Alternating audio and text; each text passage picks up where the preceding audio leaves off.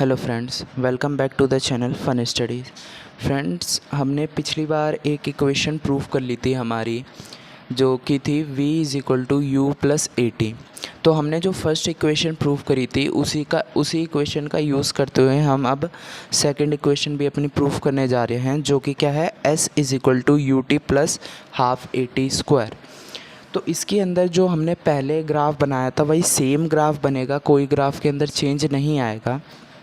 तो यहाँ पे हमने वही ग्राफ बनाया है। अब हमने देखा है यहाँ पे कि इस स्लोप के अंडर का एरिया क्या है, ये रहा। इस स्लोप के अंडर का एरिया यही है, तो ये एरिया हमें फाइंड करना है। तो ये एरिया क्या हो जाएगा, area of O A B C, O A B C, ये वाला एरिया हमें फाइंड करना होगा इस ट्रेपीजियम का।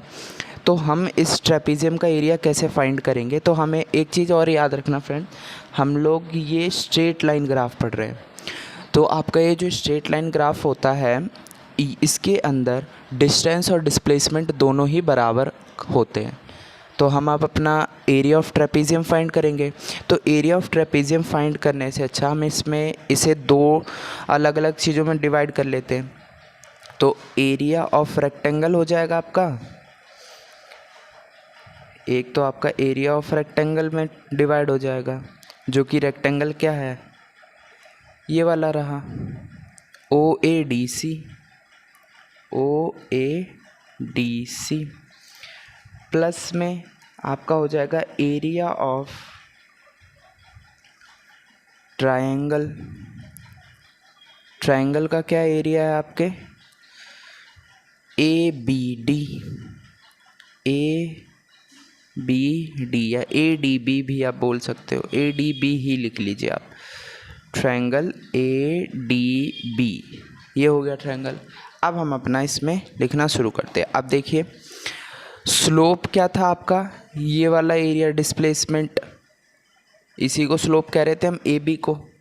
तो हम लिखते हैं, हमने लिख दिया स्लोप ए बी है हमारे पास, ये ऐसे ही लिख दे, स्लोप ए बी है हमारे पास, बराबर में area of rectangle O D C. Area of rectangle क्या होता है फ्रेंड्स, आप सबको पता होगा, एरिया ऑफ रेक्टेंगल होता है लेंथ इनटू ब्रेथ। तो इस रेक्टेंगल की लेंथ क्या है, ये रही ओ ए, और ब्रेथ क्या है, ये आपकी ब्रेथ हो गई, ये आपकी लेंथ हो गई, यानी कि ओ ए इंटू में ओ सी, ये आपकी लेंथ इंटू ब्रेथ आ गई। प्लस में एरिया ऑफ ट्रायंगल क्या होता है फ्रेंड्स, आप सबको पता है, एरिया ऑफ ट्रायंगल्स होता है half into base into height. तो हाफ लिख दिया हमने। इस रेक्टेंगल का बेस क्या है, ये रहा आपका ए डी, हाइट क्या है आपकी बी डी। अब हम करते हैं इसे, इसकी जगह पे मैं ए बी की जगह पे क्या लिख सकता हूँ, ये स्लोप क्या है मेरा, डिस्प्लेसमेंट है, यही वाला पूरा अंडर स्लोप। इस स्लोप की जगह पे हम स्लोप ही लिख देते हैं। तो ये पूरा स्लोप मेरा क्या है, डिस्प्लेसमेंट है। इस डिस्प्लेसमेंट की जगह पे ओ ए क्या दे रखा है मेरे को, ये रहा ओ ए। ओ ए क्या है मेरे पास, initial velocity, initial velocity into में ओ सी क्या है मेरे पास, टाइम। तो टाइम कर दिया हमने, प्लस में हाफ इनटू ए डी क्या है मेरे पास, ए डी क्या है मेरे पास बताएंगे, ए डी भी टाइम ही तो है, ए डी भी टाइम है। ये वाली लाइन और ये वाली लाइन सेम ही तो है, तो पैरेलली लाइन में शिफ्टिंग कर सकते हैं ना हम, ये भी टाइम तो ये भी टाइम हो जाएगा।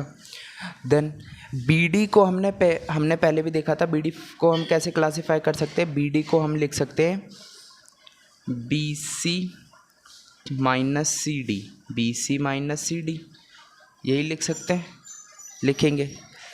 तो ये हमारा हो जाएगा S is equal to U T plus में हाफ, ये क्या हो जाएगा इनटू में T। बी सी क्या है हमारे पास, फाइनल वेलोसिटी पूरी, बी सी को हमने लिख दिया फाइनल वेलोसिटी। ये अंदर क्या है, सी डी जो है ये माइनस में, ये क्या है, इनिशियल वेलोसिटी, इनिशियल वेलोसिटी। अब हम यहीं पे अपनी फर्स्ट इक्वेशन का यूज़ करेंगे। वो फर्स्ट इक्वेशन क्या थी, using first equation of motion, first equation of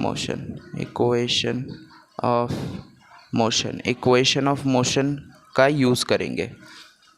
first equation of motion का यूज़ करेंगे, जिसके अंदर हम क्या देखेंगे कि v is equal to U plus A T थी, तो यहाँ से v माइनस यू की वैल्यू निकाल सकता हूँ मैं।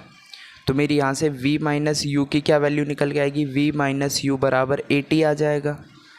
v माइनस यू बराबर ए टी क्या आ जाएगा, तो मैं यहाँ पे रख सकता हूँ। तो s इज़ इक्वल टू क्या हो जाएगा, you T plus half into में ये हो जाएगा t, और ये ए टी की वैल्यू रख दूंगा तो t इंटू में ए टी।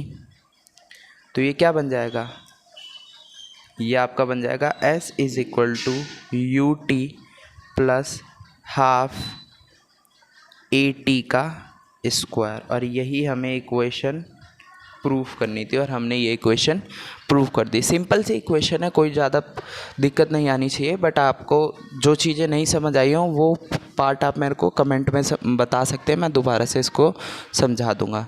Thank you.